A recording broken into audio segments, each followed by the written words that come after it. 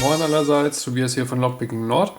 Ich wollte euch noch ein Video machen zu Flachspannern von Sparrows, sind die in dem Fall. Es gibt nicht allzu viele Hersteller von Flachspannern und Sparrows ist unserer Meinung nach, unseres Wissens nach der günstigste.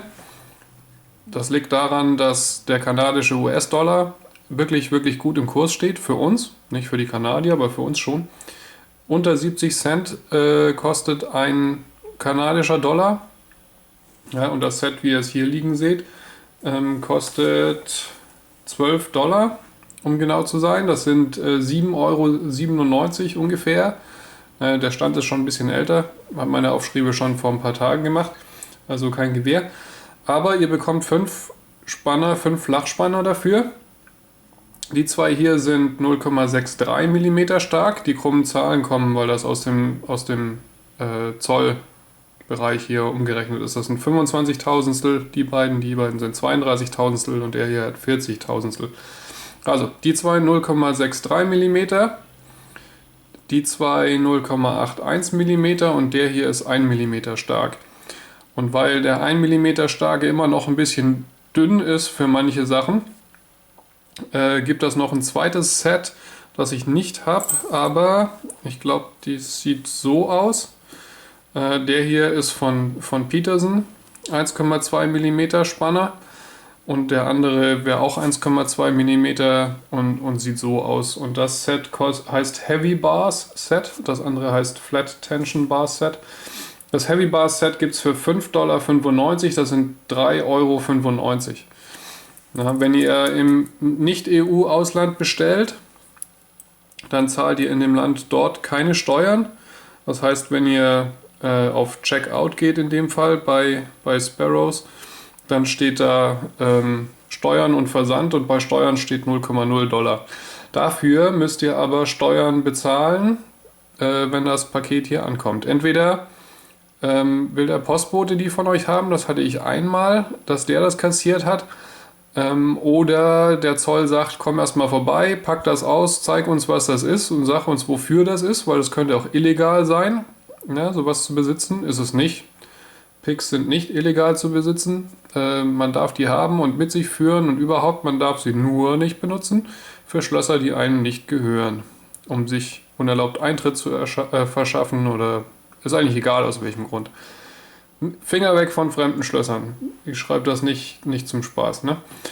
Also, ja, es gibt dieses 5er-Set und ein 2er-Set von Sparrows. Es gibt noch einen Haufen anderen Kram von Sparrows, der ganz cool ist. Ich habe hier noch so ein Set mit Übungsschlössern, die waren unterschiedlich bepinnt. Ich habe noch ein paar extra Pins dazu bekommen, weil ich mir das Reload-Kit noch mit bestellt habe von Sparrows. Mittlerweile gibt es auch neue Übungsschlösser, die sehen deutlich schicker aus als die hier. Aber die kaufe ich nicht nochmal. Es gibt so einen Plug-Follower dazu, der passt zu den Schlössern. Da sind Matten mit drin und optional kann man auch noch eine kleine Pinzette mitbestellen. Das ist die große. Die würde ich auch empfehlen, falls ihr nur eine Pinzette haben wollt. Nehmt die große, die ist deutlich besser zu handhaben. Was haben sie noch? Sie haben hier, kennt ihr ja, mein tägliches Pick-Set. Das ist ganz cool wegen dieser Karte da hinten drin, habe ich glaube ich schon mal gesagt. Das verbiegt sich nicht so leicht in der Hosentasche und die Picks bleiben länger heil. Und ich habe noch zwei von diesen etwas größeren Taschen. Hier ist ganz nett, wenn man zu Hause pickt und so neben sich stellt. Man kann die aufklappen, und, ne, dass die stehen bleibt. Und hier, na, ich mache das mal eben.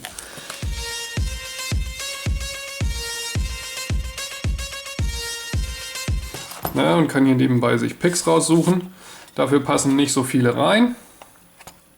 Ja, nur so relativ wenige. Außerdem habe ich immer das Problem, jedes Mal, wenn ich das Ding aufmache, fallen mir erstmal alle Picks entgegen, weil die hier nicht so besonders gut drin halten. Also das ist eher was für zu Hause, um es mal zur Seite legen zu können. Das hier ist richtig gut, das Sherman Case. Da passt so viel rein. Ja, müsst ihr mal gucken. Jede Menge Picks und Spanner. Und die Follower sind auch von Sparrows, die sind auch ganz cool. Wie gesagt, der Zoll möchte ein bisschen Knete von euch haben dann. Bis 22,50 € meine ich. Ne, 22 € Warenwert.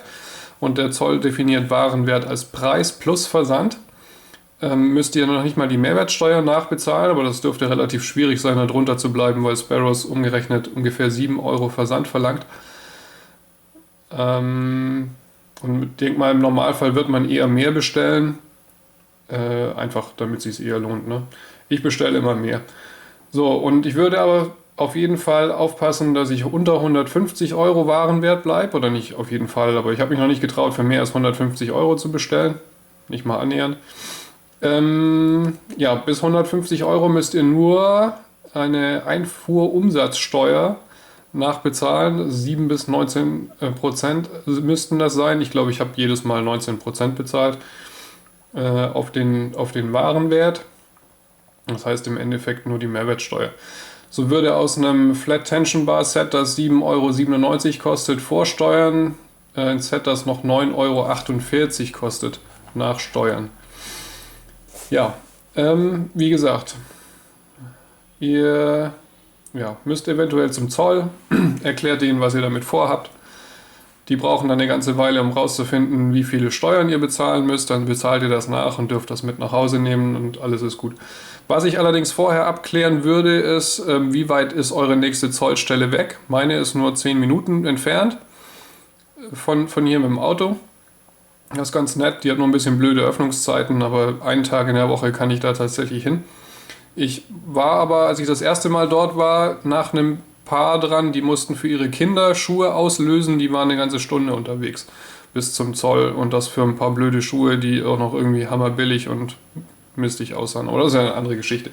Wie gesagt, das würde ich vorher abklären und wir haben auch schon mal gehört von Leuten, die öfters mal so ein bisschen was zu hören bekommen, also unterstellt bekommen, dass sie das alles nicht aus Hobbygründen machen, sondern wirklich Missetaten damit vorhaben.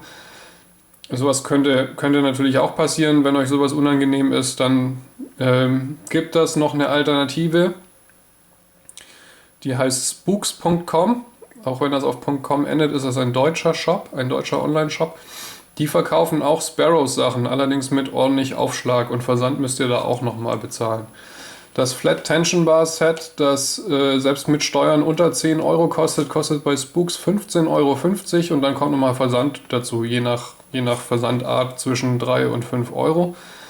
Also die Sache wird dadurch nicht gerade günstiger. Allerdings sollte das schneller da sein, weil Sparrows braucht so ungefähr, ich glaube bei mir waren das immer 10 bis 14 Tage, also nicht Werktage, sondern wirklich Tage.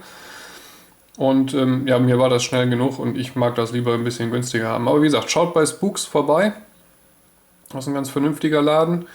Wie gesagt, nicht ganz billig, aber ja, vielleicht ist das ja komfortabler für euch. Gut, also geht zum Zoll, klärt das vielleicht vorher ab. Wo ist der? Welcher ist für mich zuständig? Nur weil ihr einen in der Nähe habt, heißt das auch nicht, dass der auch zuständig ist. Man kann euch auch ganz woanders hinschicken. Und ihr müsst ja nun mal dahin, wo euer Paket liegt. Also, wie gesagt, bleibt euch nichts anderes übrig.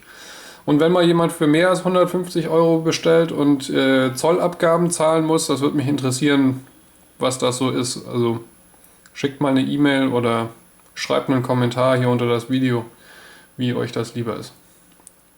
Gut, das wäre es von meiner Seite aus. Viel Spaß beim Bestellen. Ich hoffe, ihr könnt was sparen, habt was gelernt. Und das bringt euch weiter. Und ansonsten fragt nochmal einen Kommentar nach oder in der E-Mail. Und wir sehen uns das nächste Mal. Macht's gut. Tschüss.